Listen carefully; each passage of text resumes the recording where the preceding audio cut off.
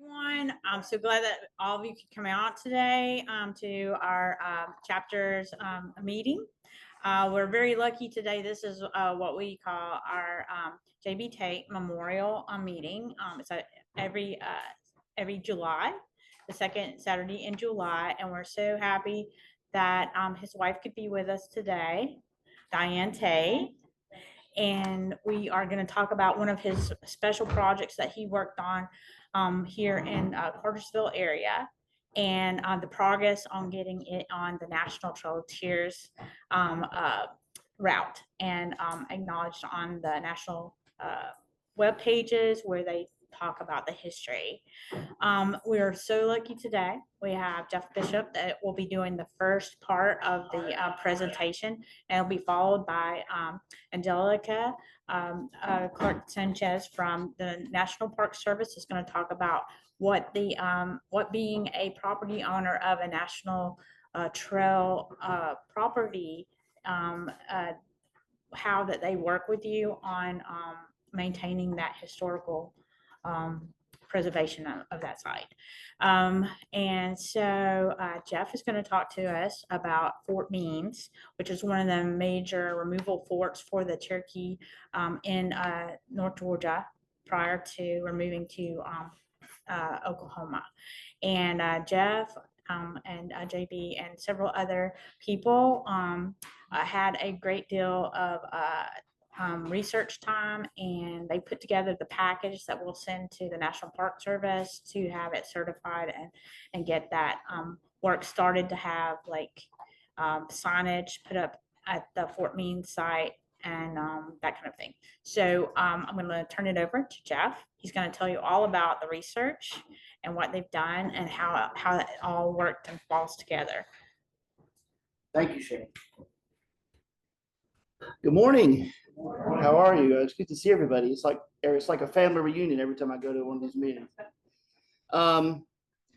So you've heard the term standing on the shoulders of giants. That's what we're doing here today. So, and one of those giants is certainly JB Tate. So JB Tate, really Fort Means was close to his heart, and that's something he worked on really up until the day he died. He actually called me a number of times, even after I was working at the Funk Heritage Center. And for those who don't know, I'm the director of the Funk Heritage Center at Reinhardt University in Waleska, Georgia. And we encourage you to come and visit us. We've got some brochures out there, and we have Indigenous history is one of the main things that we focus on there. So if you've never been, please come. We're open Tuesday through Saturday from 9 until 4. So, and if you do come, make sure that you tell people at the front desk you're there from the Trail of Tears Association. I'll come out and give you a personal tour, so no extra charge. But JB is the one who really started this research, was really passionate about it, really wanted to find that location, and unfortunately we did not get it signed before he passed away, but he really wanted to get that done, and he contacted me a number of times, and we would talk about, you know, the site and things he found at the site. Like he found some relics, he found a button at the site, and he was very excited about that. And so he's one of the giants we're standing on the shoulders of today for sure. I'm very happy that we have this lecture series that's in his honor. Also, another one of those giants, Doug Mabry, did a lot of research with JB Tate. I want to acknowledge him as well. He was out there. He went to, I'm going to talk about him in the presentation a little bit. The research that he and JB did to get this started. And then, of course, Dr. Sarah Hill. She has not done presentations in probably 10 years. You know, she's more advanced in age, and she kind of semi-retired, I guess you'd say. But she is the one who really did a lot of the research to really get all this started. The Trail of Tears was established as a National Historic Trail in the 1980s by the Congress. And then Georgia was more or less excluded in that original legislation. So when I first came on board and worked with people like Leslie Thomas and Tommy Cox, the main thing we were focusing on at first, and Linda Baker was there as well, and probably some of you other folks were there, right from Della, of course, was right there from the beginning. She was the first president, well, the first, were you the first? You were right there, and you were the one who, I was the one who started it. You were the one who started it, that's right. And then, yeah, and then Patsy, of course, yeah. Well, So one of the things that we were focusing on right from the beginning was, of course, trying to get Georgia included on the Trail of Tears National Historic Trail, because that's where most of these Cherokee people were living. So it seemed very egregious to exclude Georgia from that story. So what we were focusing on for many years is trying to locate the road segments, the original road segments that were still extant, and also any sites that we might be able to interpret, to certify, to add to the Trail of Tears when it was, we hoped to be included by the Congress as part of the expanded Trail of Tears National Historic Trail, which it was in 2008, I believe, in an omnibus bill, thanks to Zach Wamp and some other folks.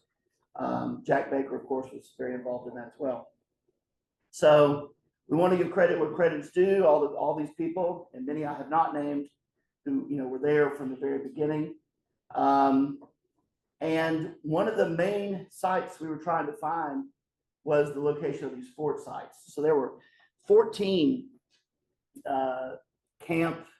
removal camps and removal forts that were established in the state of Georgia. We really didn't even know how many there were originally, but it's thanks to Dr. Sarah Hill and her research. She went up to the National Archives in Washington, D.C. and spent quite a bit of time there, and also to the archives here in Georgia, in Mara. And she just went through the records, bit by bit. A lot of it was not really thoroughly indexed. Nobody really knew what was in those records. And this is before, really the rise of digitization and the internet. You had to actually go to these places and pour through these records, sometimes the original records, which had not even been microfilmed. And so she was going through bit by bit, trying to find anything that would be a clue as to what these forts were, what they were named, where they were, how many soldiers were stationed there, if they're, what they looked like. And she found that the forts actually were quite a bit different from place to place. So Fort Means is one of those 14 fort sites. The first one that we were able to actually find exactly where it was located, fortunately, and this is about the time I came on board. I was trying to help with that. At the time, I was a newspaper reporter, as Linda in the back there remembers.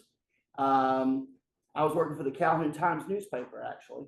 And so one of my jobs there at the Calhoun newspaper was every week I'd go to the deed room. And I would go through the deeds and try to figure out, what properties were being sold, what properties were. And so that I was very familiar with the deed room. I was very comfortable in the deed room because I spent a lot of time there. And Dr. Hill found this out about me. And from the time I got involved in the Trail of Tears Association, she's like, I've got a job for you.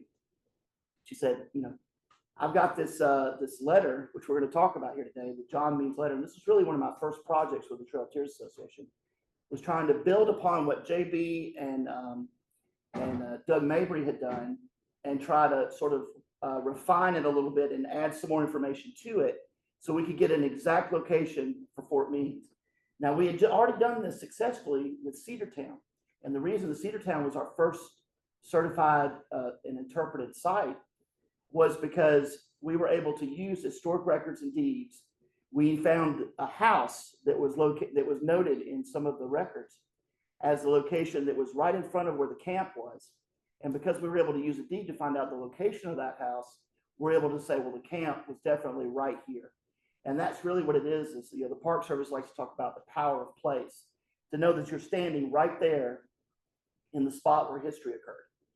And so that really, at first, is what we were trying to do, was just determine exact locations. We figured out that's not always possible. Sometimes these locations are underwater. Sometimes they are, we just don't have enough records to really know where they were exactly.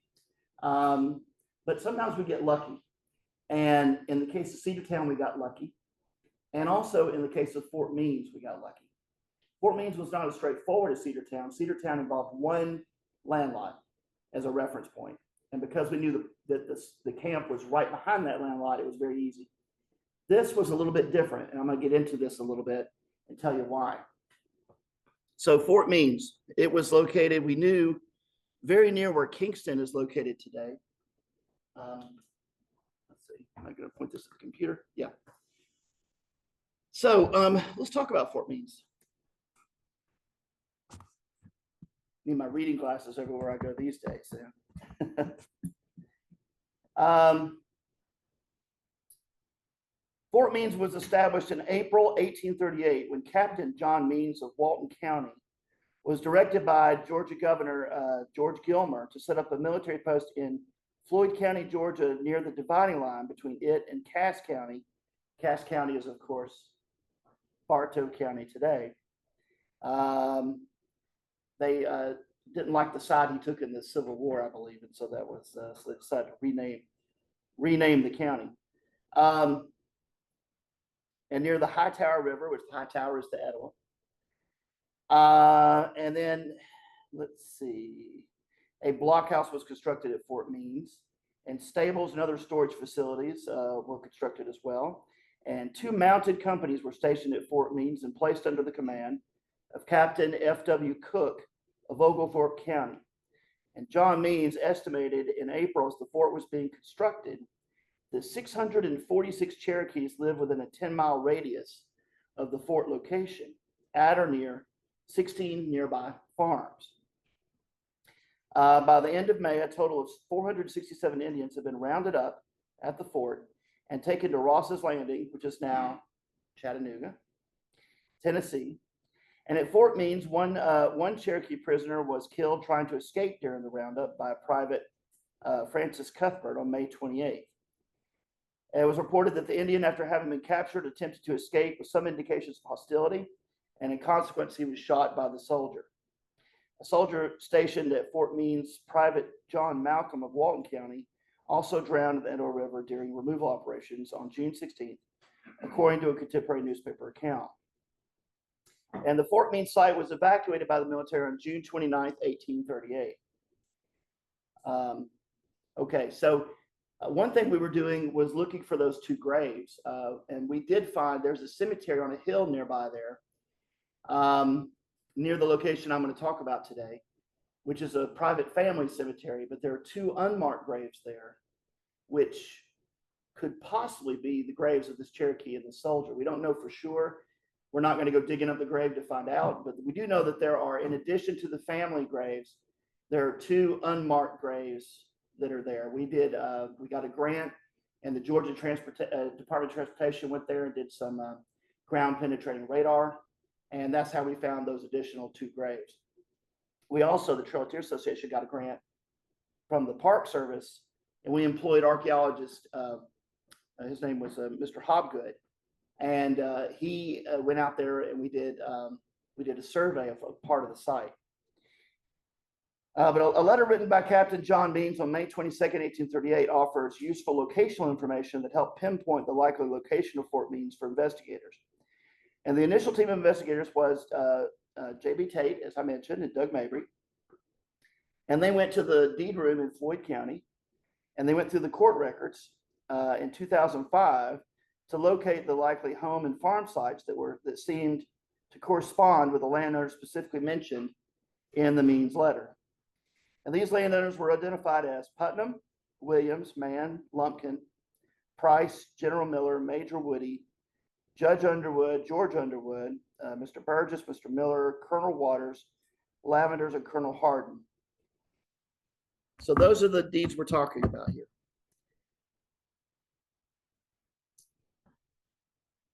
So again, 467 Cherokee prisoners hastily constructed. Though this was meant to be a temporary fort, rather large, including stables, living quarters, ammunition. Now, a lot of people mistakenly think that the Cherokees were kept in these as concentration camps, that they were kept there for an extended period of time, and that they were kept within like sort of a prison walls, kind of like what you think of when you think of the Jewish people in the Holocaust of World War II. But it wasn't like that at all. These were staging grounds for the military. This is where they kept their horses. This is where they kept their ammunition. They didn't want the Cherokees messing with their horses and their ammunition. You know, that this was for the military. This was a barracks. It was a military encampment. So the Cherokees, when they were brought to these forts, they were rounded up at their homes and brought to these 14 fort and camp locations before they were taken up to Tennessee and into, and some of them onto flatboats and some of them into camps there. Later went on the Trail of Tears. But the Cherokees are actually camped outside of these forts. So they're not within the fort, but outside of them. So the place where you might find, archaeology having to do with the Cherokees. And the other thing to remember is these were ephemeral. These were very ephemeral. They only existed for maybe a few weeks to a month, most of them. There's a couple of them that were around for longer, but for a fort like Fort Meade, very ephemeral. You may not find much of anything archaeologically. Brett Riggs, archaeologist up in North Carolina, he's investigated some of these sites in his state where he has militia maps. And because he has militia maps, he knows exactly where these forts were located. And even when he knows exactly where the fort was located, without any doubt, when he goes in there to do the archaeology, he still sometimes comes up with like next to nothing. So because these sites were so ephemeral, and because they've been picked over by looters, by people with metal detectors over the years, I'm guilty. When I was a little kid, I didn't know any better. I went out with my dad. That's what we do for fun. Rednecks on a weekend, we have a metal detector loaded up in the truck, and we go to churches and we go to these sites to look for artifacts that we didn't know any better. And we would take them home and ooh and ah. And unfortunately, that's very destructive. It really distorts the historical record here. But because of that, you might go and pay for an archaeological dig and not come up with a whole lot to show for your efforts. Even if you're somebody as highly trained as Brett Riggs, who is an archaeologist, who knows where he's looking, who knows where to look, might come away with very little to show for it. Okay, but we do have this letter, which is very informative. So this letter was written in May 1838 by Captain Means.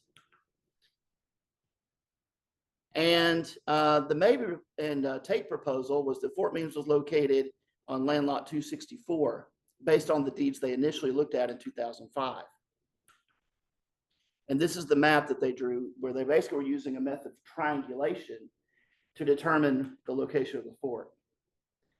So Doug Mabry and J.B. Tate said that Nolan Lot 264 is the ideal location in relation to the river and the ferry crossing, the Alabama-Kingston Road, the direct link to Rome, New Echota trails, as well as having an abundance of water on the elevated spot. The George Lavender ownership adds to the interest of Lot 264 because he operated a large freight business and would have wanted the fort supply contracts. Okay, I should say, even from the beginning, and this is what from JB told me over the phone, even from the beginning, even though Doug wrote that, and JB, was in agreement originally, JB had doubts that was actually the site. And he had several other sites that he thought might be better suited. So we're going to talk about the fact that they did the best they could with what deeds they had originally, but then we went about a year or two later and found a lot more deeds. So what I did was went through plantation by plantation, property by property, and transcribed them and try to figure out exactly how deeds might be used to correspond with actual physical locations. So we had Putnam's Plantation 1.5 miles south of this place. And again, this letter was written to try and determine how many Cherokees were living in this area, because they were going to go round them up and take them to the fort. So they were trying to figure out as precisely as they could where these Cherokees were living and how to get to them so they could take them back to the fort. So because of that, we have these pretty precise distances from the fort location. There are this many Cherokees living in this direction. There are this many Cherokees living in that direction. If you check on this farm over here, we think there's Cherokees over there. And so they'll tell you 1.5 miles to the east, or 2 miles to the west, or 5 miles to the south. So if you take all of these and triangulate, as Doug and JB originally were trying to do, you might be able to get to where the center of that is, where the fort was located. So here's a lot of the land transactions here. William Boyd to Jacob Putnam, James Liddell to Jacob Putnam, John Jennings to Jacob Putnam, John Lumpkin to Jacob Putnam. So what I did is I went and basically started plucking these onto a land lottery map from the 1830s. So there's the Putnam lots plopped down onto the map. Okay, there's another transcription from Mr. Williams. 4 cabins, 30 Indians. So then we go in and put Mr. Williams on the map. And then we have Mr. Mann's on the south side of the river, 2 cabins. Here's some more transactions. Mann to Price, Harris to Mann, Lawrence to Mann, Mann to Mitchell. One thing that complicates this is you might have a tract of land getting bought and sold a number of times. You have to figure out who owned that land at the time the letter was written, the John Means letter, where they're trying to, to round up the Cherokees. Okay, one thing that Doug and JB missed, unfortunately, is they were looking for Lumpkin. Well, it turns out that the guy's name actually was Lampkin. So if you don't know that piece of information, you might miss it when you're going through the deed room. So that led to quite a number of additional lots of land here. You can see Mr. Lampkin was very busy buying and selling land. So we have quite a number of them. So we're able to go down and plunk down Mr. Lampkin. And that was one of the key things that was able to sort of shift the fort location to a more suitable site proposal here. These are all the ones dealing with Mr. Price. So you plot those down on the map. So you got Lampkin, Putman, and Price. And then Mr. Fain, 2 miles east side of they spell it Utiwah, U-T-I-W-A-H, but that's the Etowah River. Price to Fain. Plop those on the map. And this is all on the bend. You can see that. Let's see. Where's the doohickey here? The light. Oh, that's not what I want. Where's the laser on this thing? The big circle.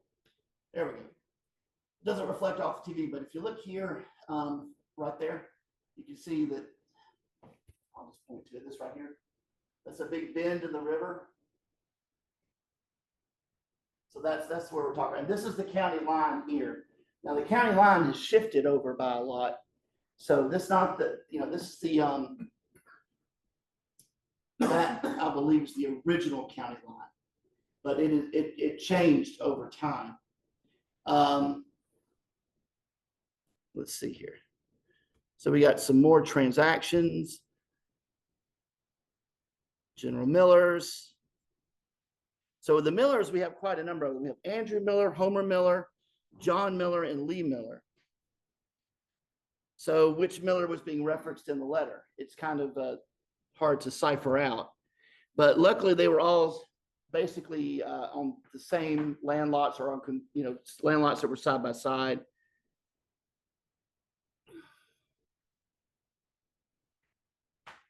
And then there's a number of other points that were located on the letter. They note the Conicena River, which they spell sort of strangely, C-O-N-I-C-E-N-E. 4 miles east and west side of the Utiwah, no Indians. Colonel Waters Plantation on the Ustinolly. We know where Colonel Waters lived over there in what's now Shannon, Georgia. On the Ustinolly River, there were 2 cabins, the Lavenders and Colonel Hardin's. So these are all the different land lots that were referenced in the letter, plot down on the map. Okay, and then there's the George Lavender lot that was originally proposed by Doug and JB. And you see it's pretty far from the river actually, and also pretty far from the county line. If you read that original letter that was written, the instructions by the governor were to put the fort on, basically on the county line.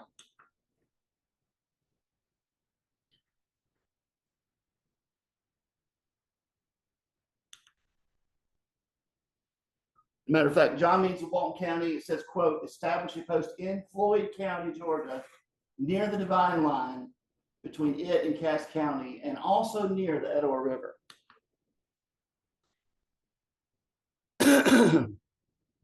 So if you put Fort Means here, it meets all those qualifications. It's the proper distance from all these pieces of property mentioned in the letter, including the additional pieces of property that were found, like Mr. Lampkin, that were missed by JB and Doug originally. And this puts it at all the appropriate distances here from all these different landlord owners. It's also right on the river. It's not, a long distance from the river. It's right on the river. And it's also on the road where the road was originally located and right on the county line. So it meets all those qualifications. And there's a house there that's really close to this location we're talking about. If you're on the Kingston Highway, I believe people are still living in this house.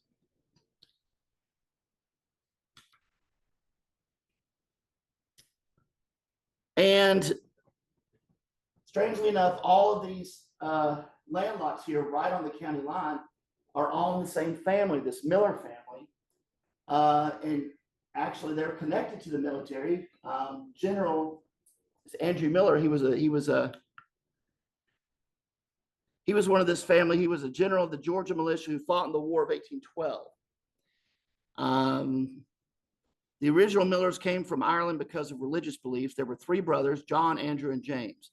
They landed in Pennsylvania, but the time is not remembered. They migrated to South Carolina, Virginia, and one brother's destination was not certain.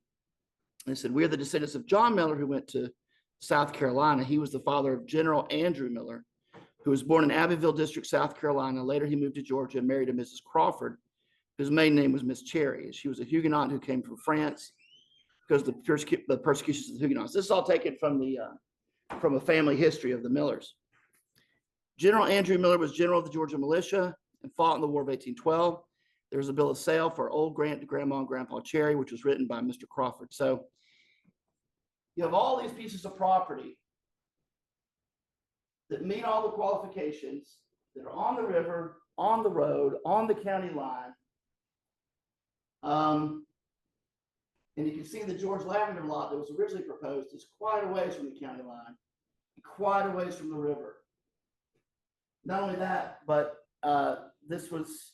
it was a military connected family who owned these lots. So it kind of makes sense in a way, because it was the military was the ones, after all, who were doing the removal. Now the Etowah Road has moved. This is sometimes called the Hightower Road or the Hightower Trail. But this is the road that goes from Kingston to Rome today. The original road was a good ways south of where the road is today. And if you go out there, you'll realize why, because that area gets flooded routinely. So they moved it up to higher ground. There also was a rail line that went through there for a number of years, which makes archaeology difficult, because when you go out looking for artifacts, if there was a rail line that went through there, you might have artifacts that are from that, that are connected to that rail line. But you can see this basically hems you in. You have the road on the north side. You have the Etowah River on the south side. So the amount of property you're looking at for where the fort was located is pretty narrow. Speaking of train, right on cue. So this is a really bad Google Earth representation of that area. But if you go out and look at it, and Diane went out there with me a couple of times, and this is all really near Youngs Mill Creek and Youngs Mill Road there. There's a bridge, I believe, that goes right over it. And if you look to the south off the state highway, this is what you'll see. So this is a spring-fed creek that could have easily been used as a water supply. You have a nice wide open flat area that you could have where you could have built your fort. There's the water there. See crystal clear water even to this day. And there's also a rise there.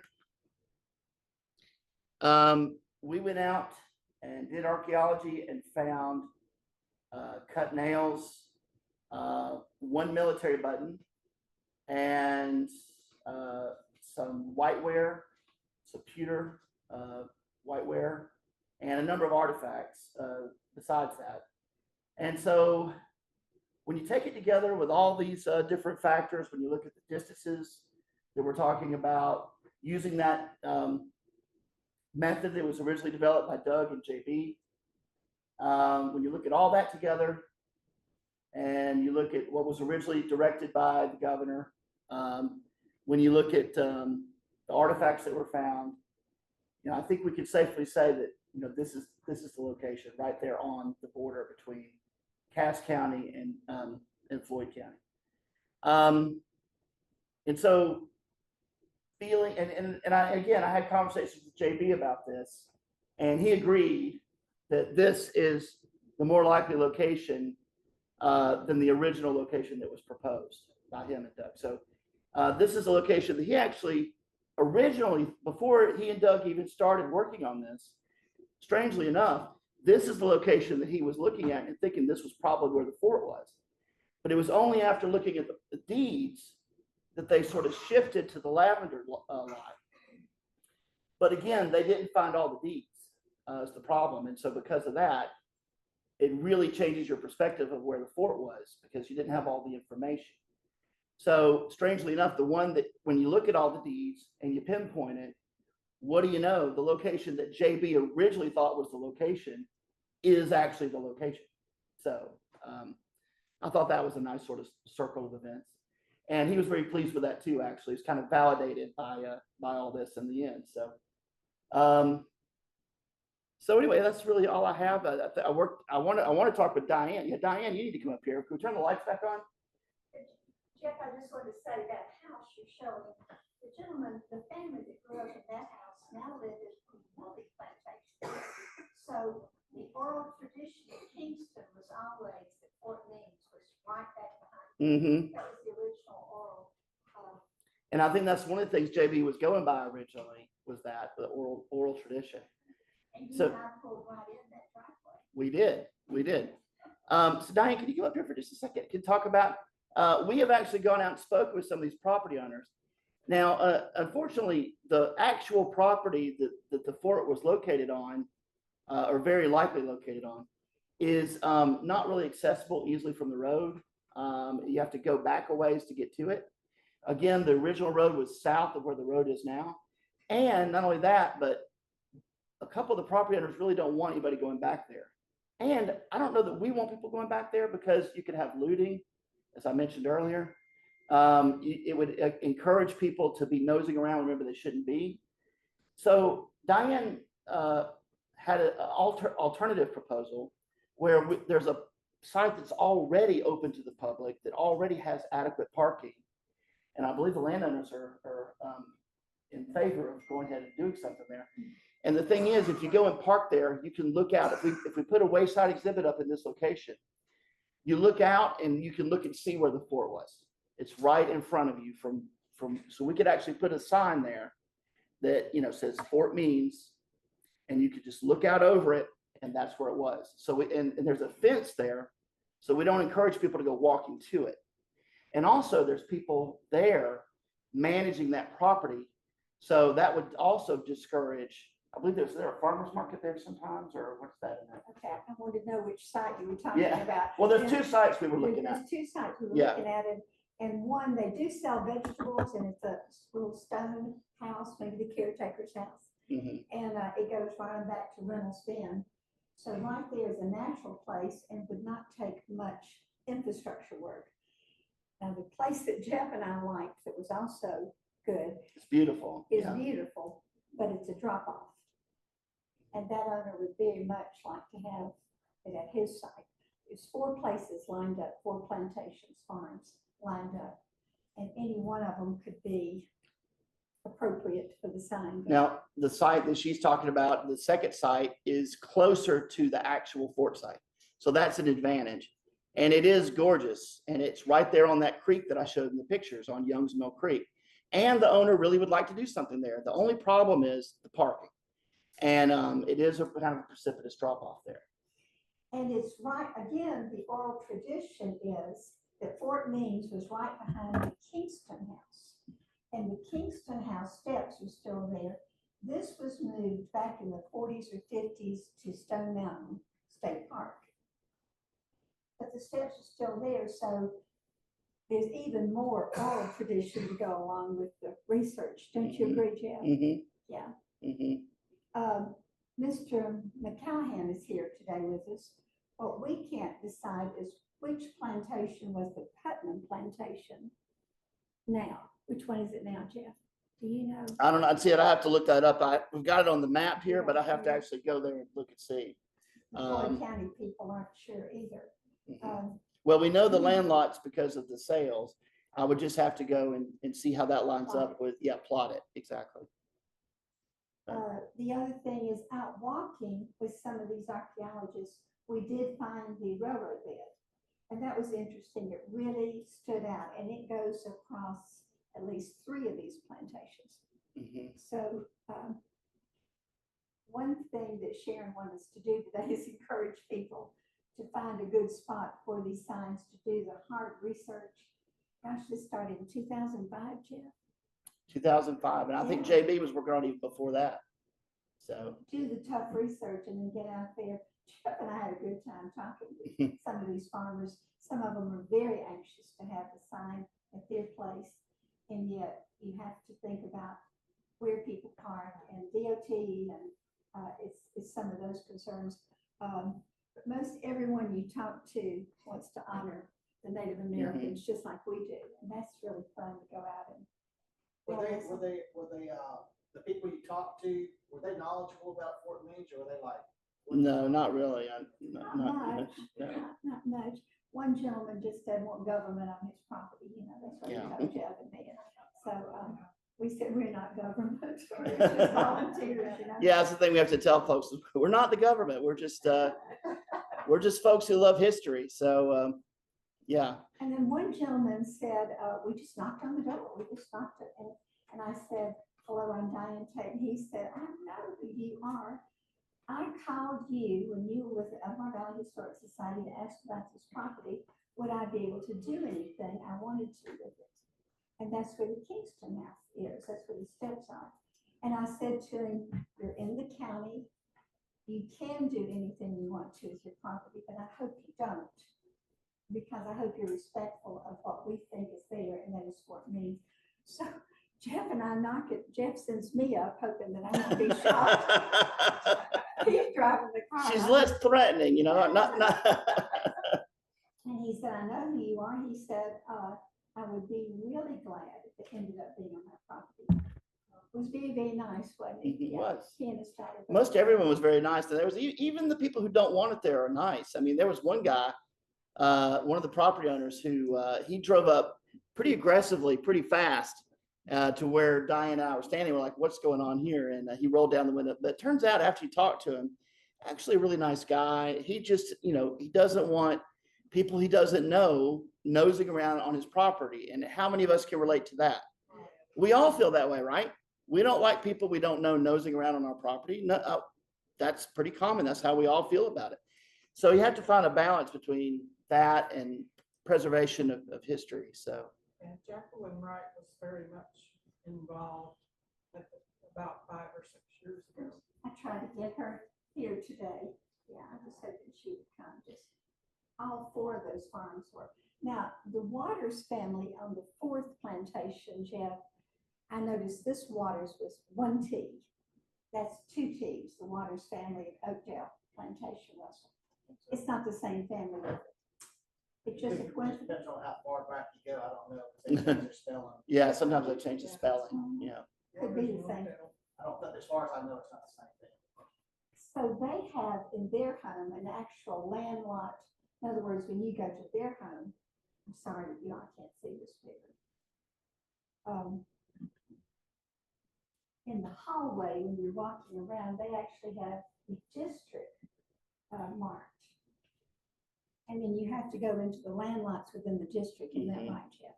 So when JB and I were in the home, I took a picture of that just to refer to. All these little pieces help. Everything helps that you can do. And I opened, the lady, Mrs. Waters, said while she was showing JB something else, she said, Diane, you're welcome to open that top drawer and look, there's material on the home and the land lot and so forth. And I opened it up, and the very top letter was from Kennesaw University. It was JB's writing. So that did go back before 2005.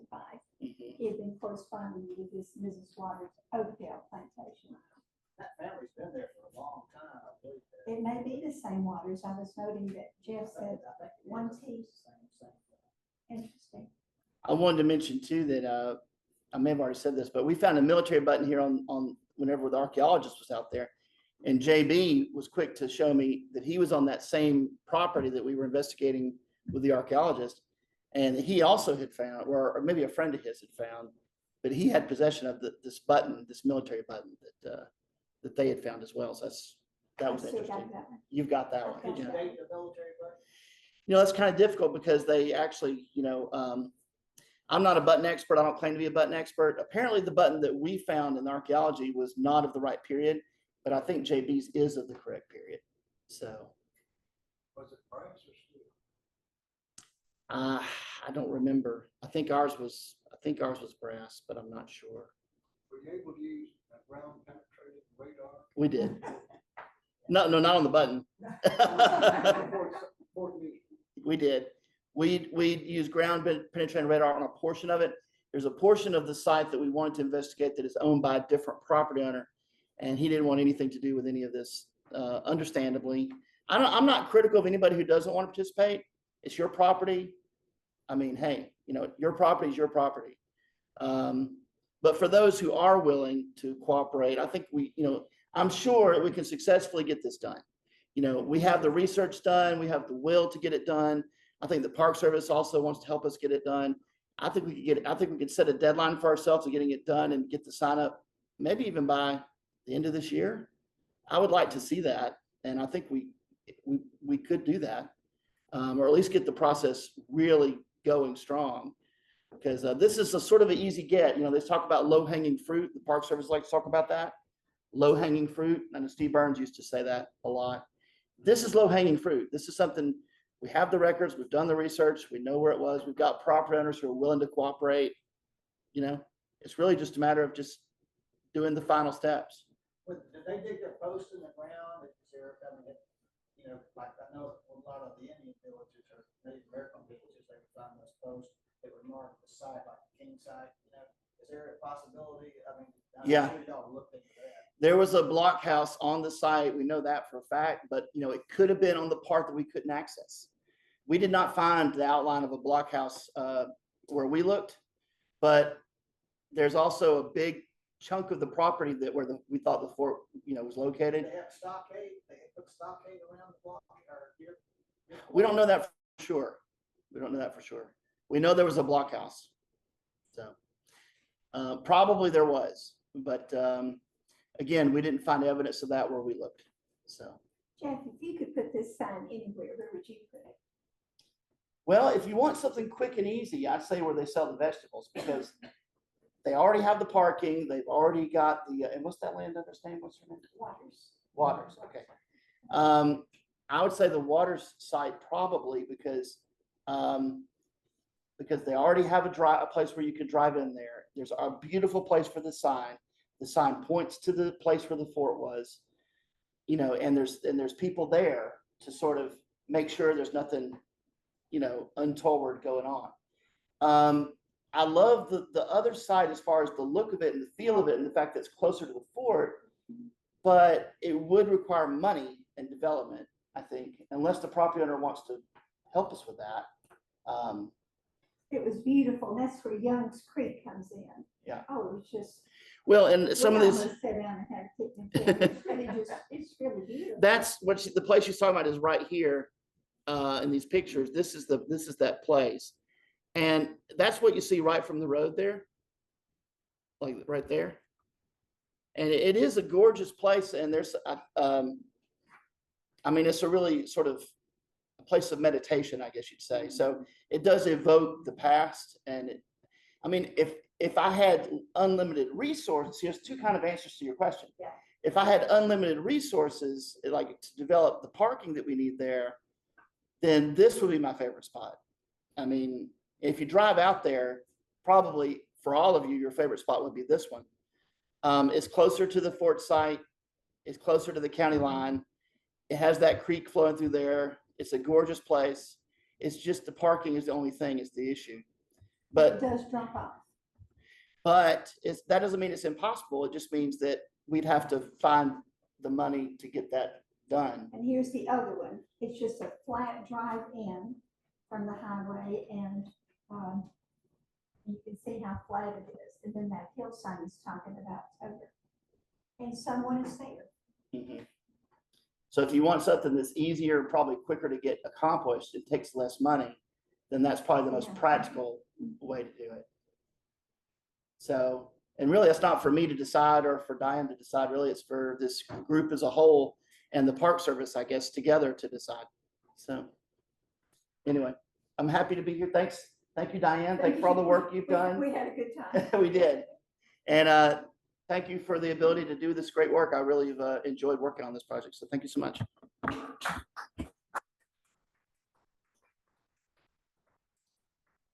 Idea today on the special day that we have Angela come online with us. The Park Service office is out in New Mexico, correct?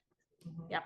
And so she is going to talk to us about what happens next once you have found a location. If you have a site that needs to be documented and be available for a public to view the site or otherwise engage with the signage that may explain more about the site.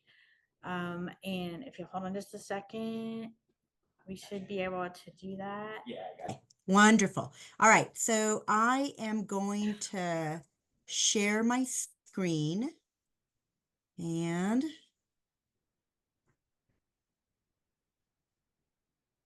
let me know when you can see my, hold on one second.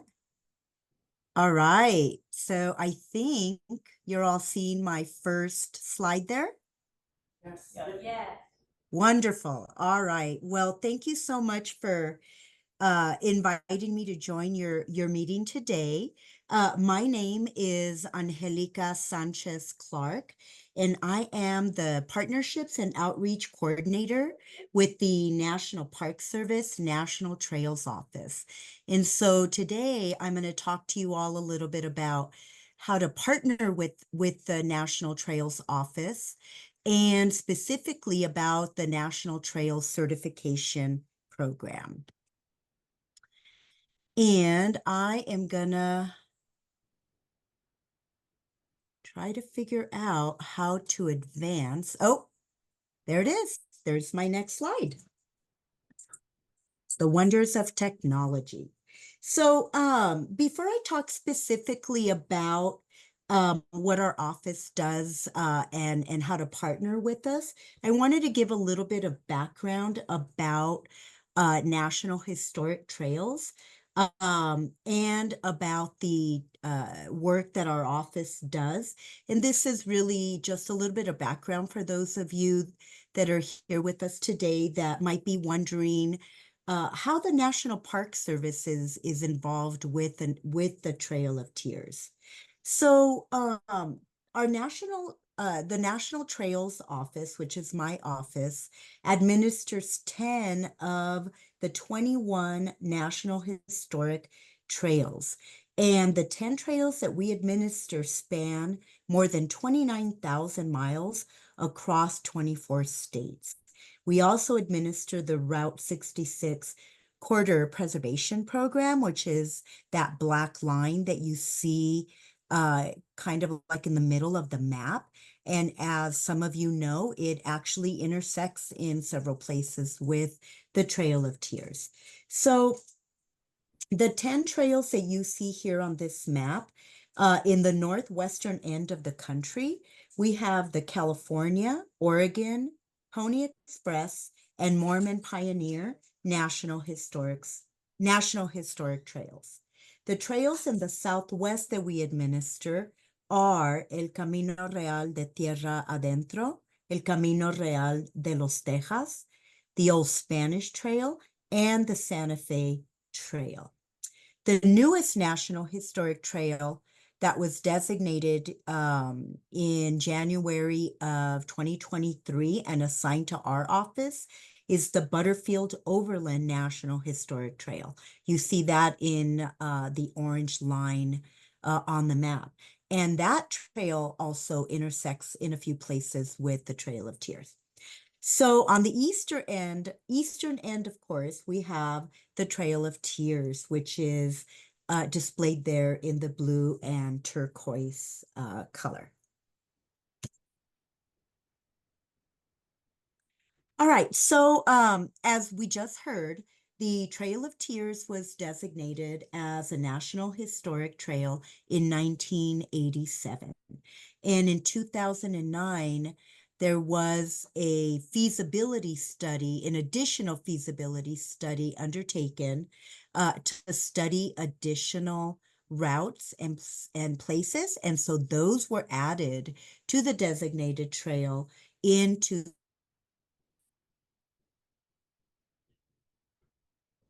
No.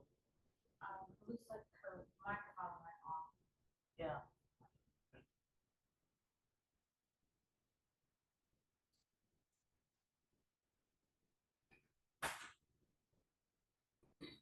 Might still be able to hear you if somebody can go up and tell her. I'm sure. She's probably sending a message. I'm putting it. Look, she stopped sharing.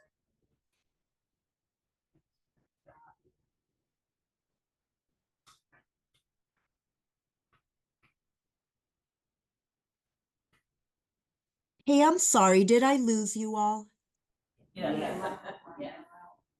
Oh, I am so sorry about that. So I'm gonna share my screen again.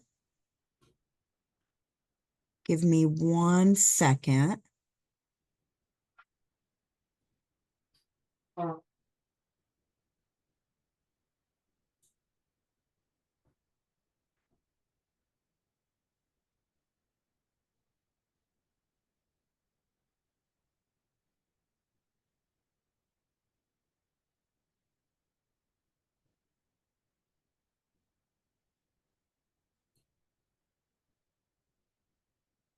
All right, let me see if I can start where I left off, but I'm gonna try to get into the slide. All right. Okay, can someone tell me where I was when I lost you all? Right there. You were just Right starting to here? talk eastern part. Yeah. I'm sorry? You were just starting to talk about the eastern part. You talked about the Orange Trail, and then you shifted over to the. Oh, blue. okay. Okay, all right. Sorry The about last that. words, the last words you heard were feasibility study. Yeah. All right, thank you, thank you. Yeah, so in 2009, after the completion of additional feasibility study, additional routes and places were added to the Trail of Tears National Historic Trail. So the period of significance that's legislated for this trail is 1838 and 1839. And so that becomes really important when our office works with partners on partnerships involving certified sites and things like that, because most of our technical assistance really does have to be provided to those stories and those places that fit within this period of significance. All right. So the National Trails office is headquartered in Santa Fe, New Mexico, but we also have offices in Albuquerque, New Mexico, which is where I'm joining you from today, and we have an office in Salt Lake City, Utah. So our staff is made up of interpretive specialists, landscape architects, GIS specialists, archaeologists, historians, planners, and partnership and outreach specialists. Our goal is to help partners along the trails find ways to develop, preserve, and promote the National Historic Trails.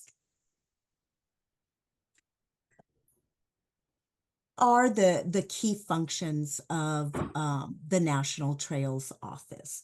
So we are divided up into teams, but in reality, we work across teams and collaborate with each other and with our partners to provide these services. So our GIS team produces GIS products such as online maps, apps. They produce paper maps for the public visitation and provide all kinds of ways for partners and the public to interact with our public-facing GIS platforms.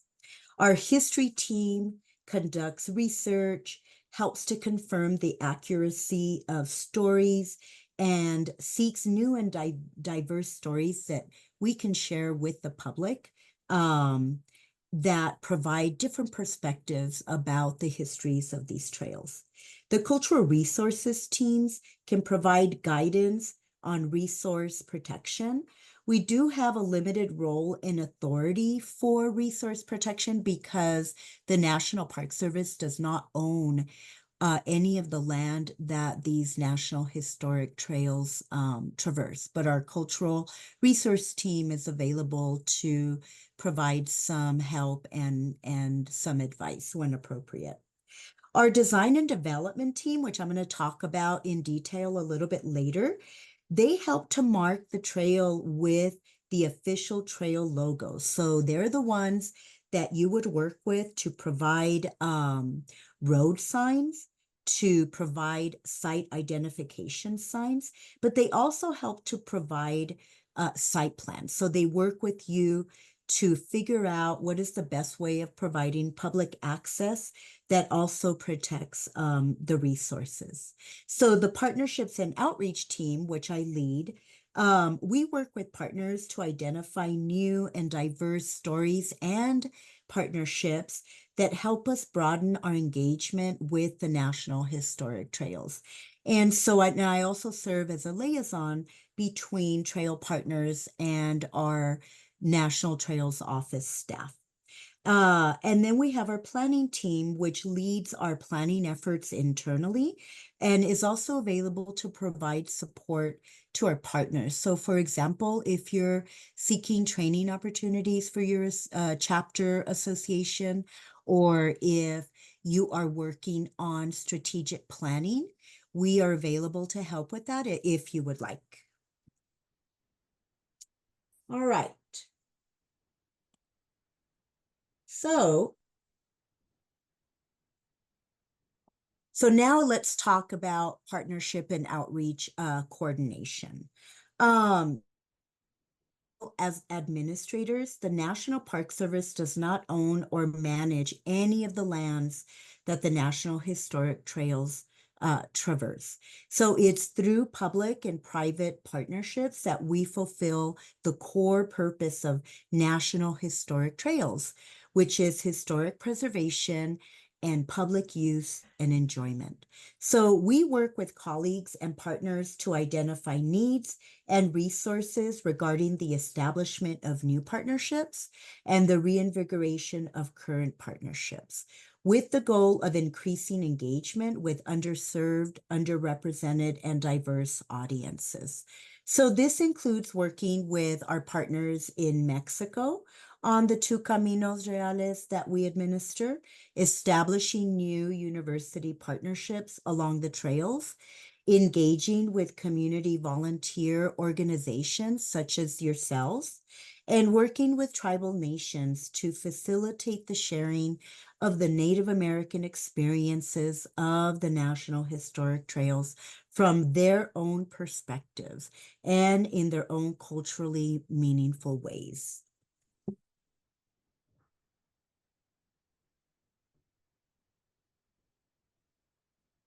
So there are many, many ways of partnering with the National Park Service. Of particular interest to many of our partners is the Partnership Site Certification Program, which I manage for the National Trails Office. So this program is specific to National Trails, and it's open to any willing non-federal landowner or site manager. So this partnership helps landowners protect and preserve their historic trail properties and trail segments and share them with others. We also enter into voluntary agreements with museums and visitor centers that are located near the trail and that offer some sort of trail information or interpretation for the public. So we voluntarily agree to work jointly on planning, interpretation, resource management, and other matters, and always striving to meet the goals and objectives of the comprehensive plans for the trails. So some of the basic requirements for certification. So first and foremost, it is a voluntary agreement. There must be some sort of public access, and we can talk about what that looks like. We have been very creative and flexible in defining what public access is. There needs to be a willingness to promote the site for the public, because again, the purpose of site certification is to provide places that the public can visit to learn more and to engage with the history of the trail. And so we do that by promoting the site. If you're seeking certification as a historic site, there needs to be really good research and documentation that confirms that historical association to the trail. And if you're seeking certification as an interpretive facility, such as a museum or a visitor center, that site should be located near the designated alignment and already offers some sort of interpretation or engagement with the public. So what are the benefits of certification? Well, one thing that I find really love is that it formalizes their relationship with the National Park Service. It also helps our office to prioritize our technical assistance. You do not need to be a certified partner to work with our office. I do want to make that very clear.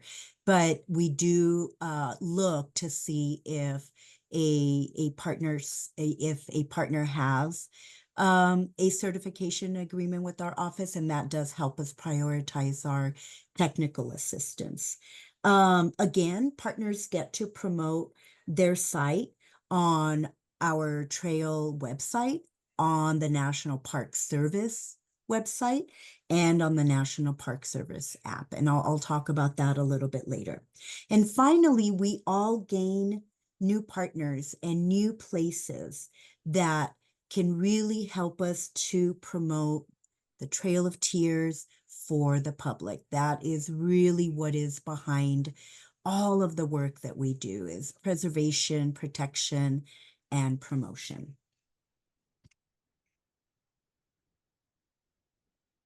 Okay, so how do you get started if you're interested in partnership site certification? Well, the path to certification can take different routes. When our staff is on travel, and we travel a lot across the country, we might visit new sites that we were not familiar with. We might meet new partners that are interested in working with us. So if they're interested in learning more about certification, we'll set up a time to talk with the property owners or the managers and talk about the requirements and the benefits. And then after that, if they're interested, I'll send them the certification property forms to fill out and to send to me, along with any photos or any historic documentation they might have. So this kicks off our internal review process, which is a really important part of our path to certification. So many times, association members such as yourselves are the first point of contact with potential certification partners.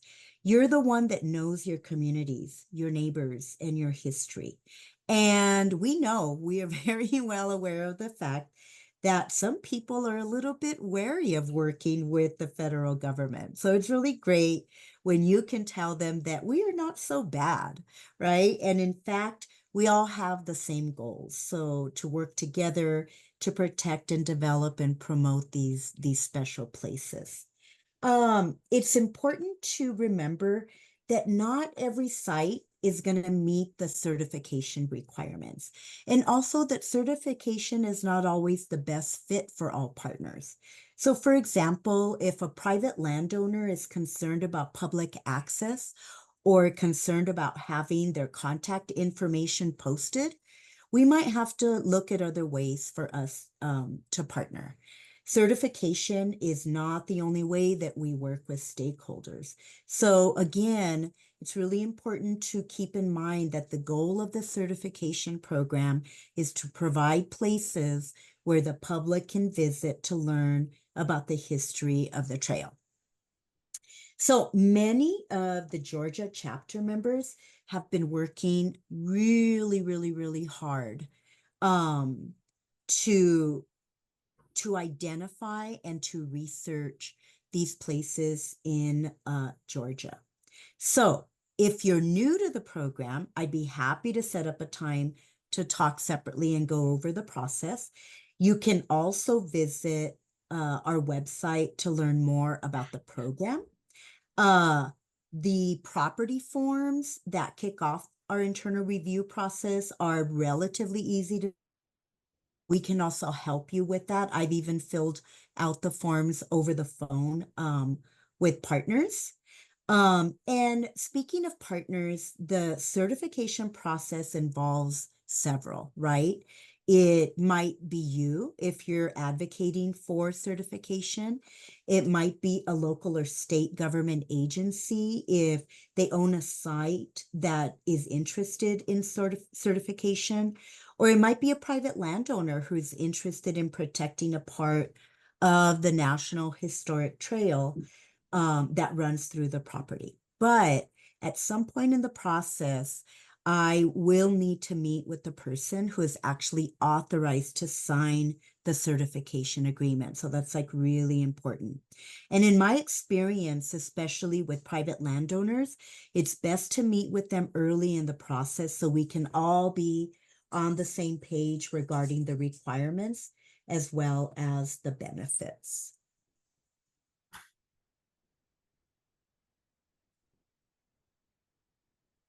Right, so let me catch up here.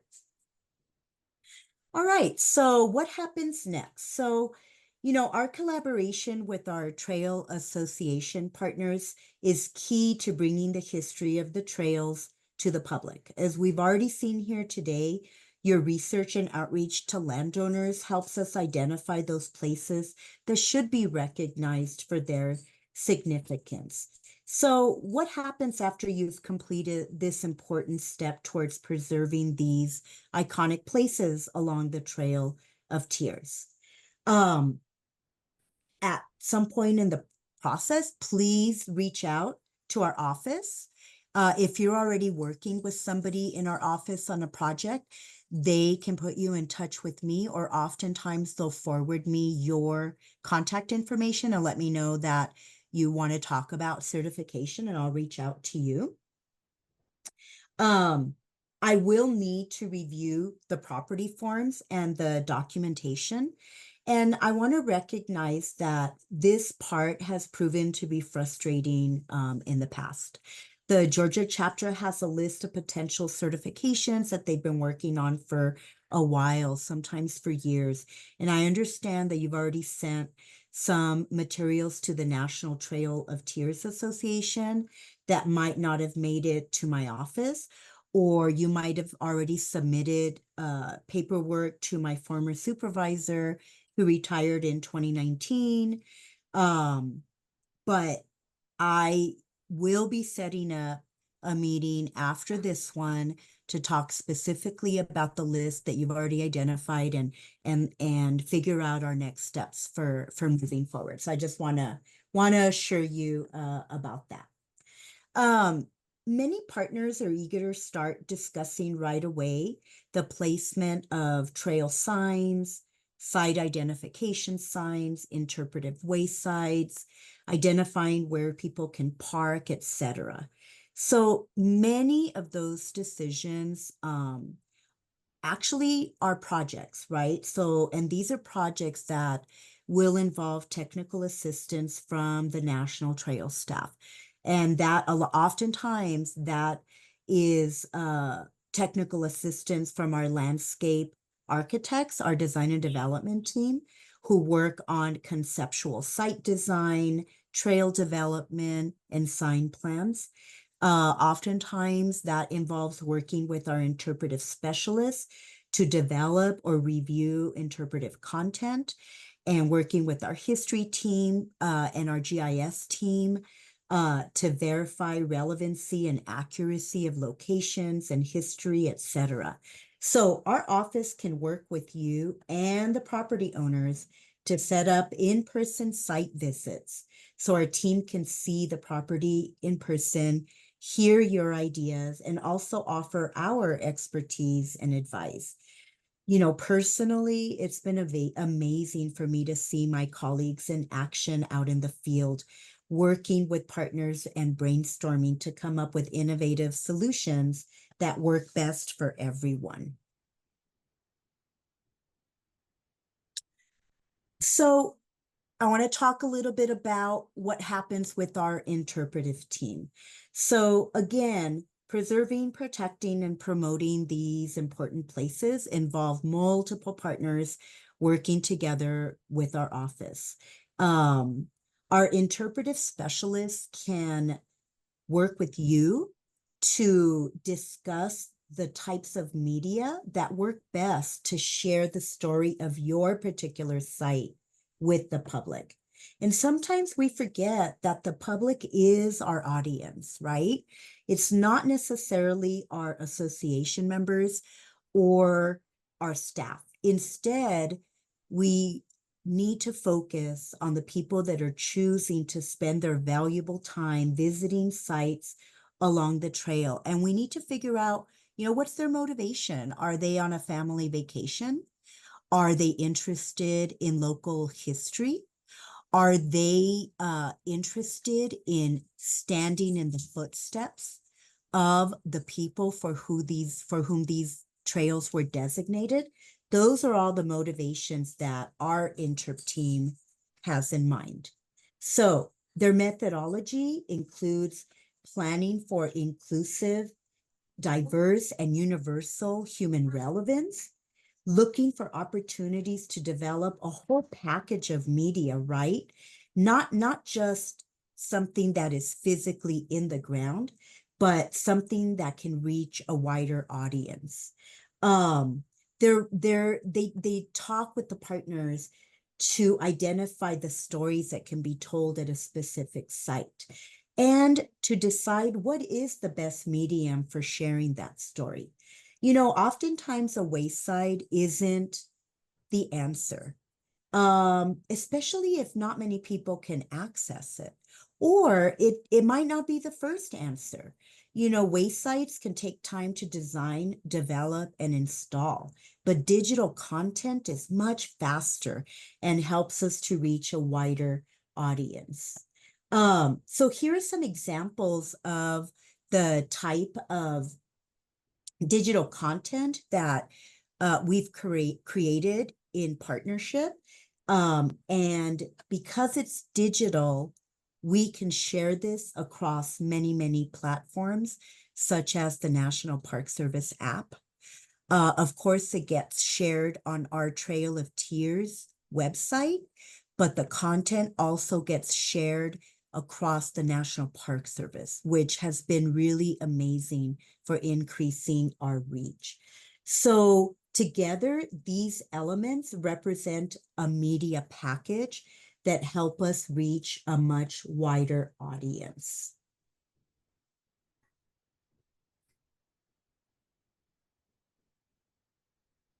So many of you have also already worked with our design and development team, which offers technical assistance such as site planning, trail development, and trail signage.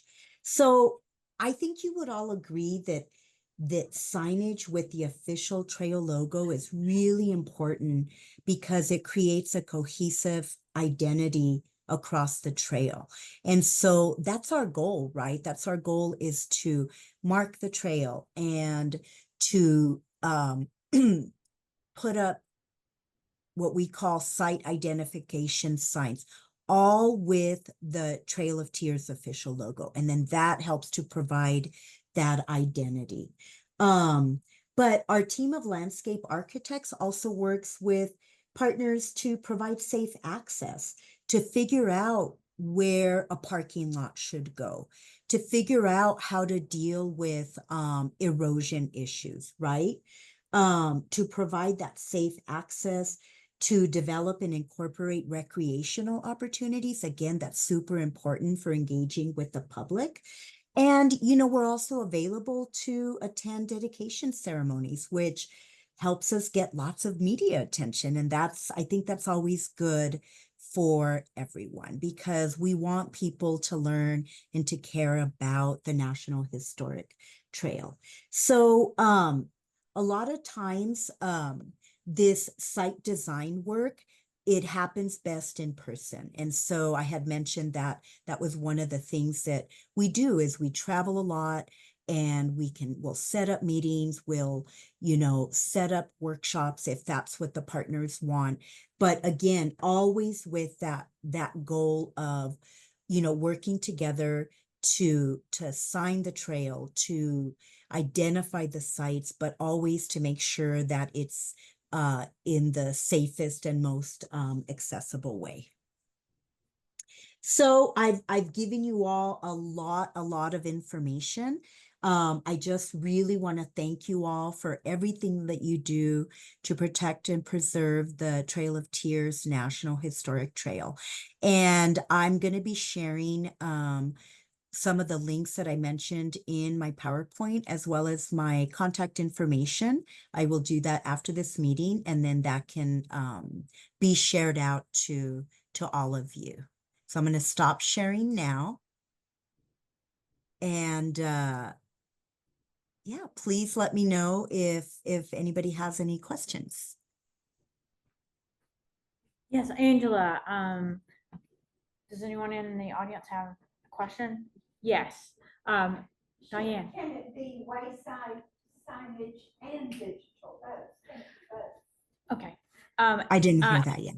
Okay, Angela, we have a question of Yes. whether the signage can be a wayside signage and digital on Yes. so that they match up together.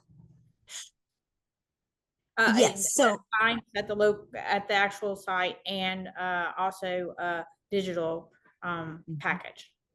yeah, so a lot of times when we design, develop, and then you all install an interpretive wayside, right, which is different from like the signs, but a wayside that gets posted on our website.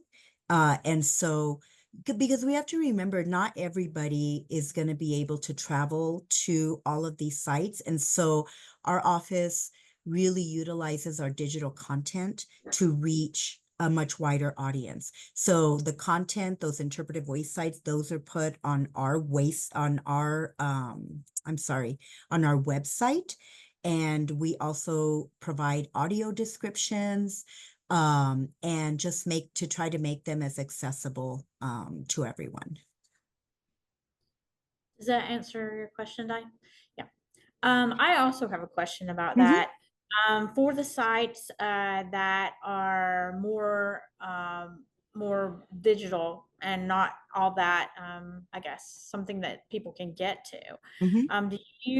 Does your interpretive team actually take video and kind of then like overlay with what would have been there, or that kind of thing? I have Yeah. that question.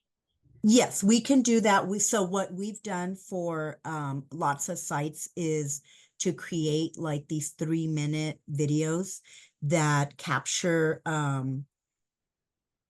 images of the site if it exists now, right? Or we use historic photos and things like that to really share the history of the site.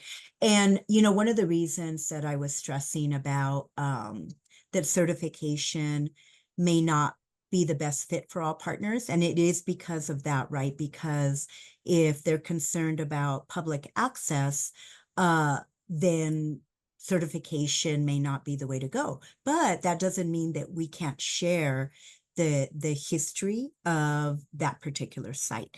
And we make it very, very clear on our website that, this is a private property, not accessible. We don't promote the address. We might kind of give an idea of the general area. This is an important place in the state of Georgia or whatever. But that's one of the things that our interpretive team is really focusing on is what we call our places pages. And it's not just to feature those places that people can visit in person. So yeah, they're very, very creative in how they can help to highlight those important histories. If nobody else has a question, I have one more about actually the development of the interpretive materials that would be installed at the site. Say Fort Means is the next on your list to do. What is like the process and the timing? How fast do Yeah. you do it?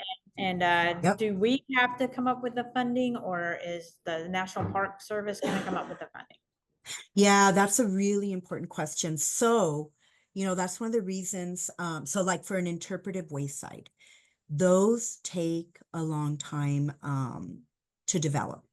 And it really is going to be up to the partner how you want to get started on that.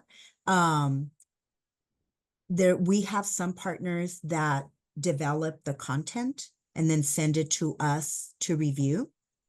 Or you can ask for that help, and then our interpretive team. So for example, we're coming up into August, right? So our current fiscal year ends at the end of September, and our new fiscal year starts October 1st. So we are now getting together in the office and discussing projects and requests for technical assistance. And then each team decides, yep, we can do this. We can do it now, or it's going to take a little while, etc. So they'll reach out, and I'm putting basically Fort Means in general as a request for FY25, because that's going to involve several of our teams. So, and just to kind of manage those expectations, our interpretive team has lots and lots and lots of projects already in the queue. So interpretive waysides take a while, but that's why I mentioned that digital content is much faster. So we still have to review Fort Means internally, right? It still has to, because it hasn't gone through our internal review process, right? Once it does that, and we enter into a signed agreement, right? We can do digital content like right away. Our digital media specialist will reach out and get a places page filled out. That will go up on our website on the National Park Service app. That happens very quickly. The signage happens relatively quickly. The site identification sign with the logo, all of that happens relatively quickly. But I do think that Fort Means is a little bit of a complicated site, because we've got, some property owners that are on board, some that are not. There's discussion about where it might be best to place a sign or wayside. And so I am going to propose that we go out in person later in the fall.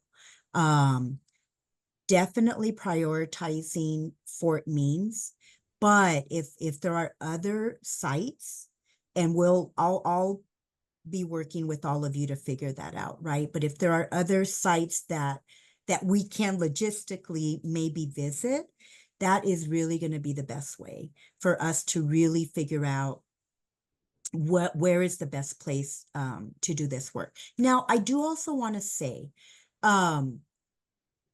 you don't have to work with us. Like if you want to put up your own interpretation, you can do that. You won't be able to use our official trail logo, but of course we would love to like have you reach out to us and work with us officially. But you don't have to. But if we're talking about using, the official trail logo and things like that, then we need to be involved in the process. Yes. Okay. Let me check and see. Anyone else have any questions about what the National Park Service can do once we get the information to them about the sites? I don't see any other hands, but Okay. you'll be hearing from us Oh very yeah, soon. yes. Yes. Yeah, and I'll be reaching out as well because I want to set up a follow-up meeting to talk about the other sites that you all have already been working on. I want to make sure that I'm tracking everything, and it may mean starting fresh, but we'll do it. Thank you very much, You're Angelica. welcome. I hope it was helpful. I'll follow up with some of the links. All right. Thank you. Thank you so much.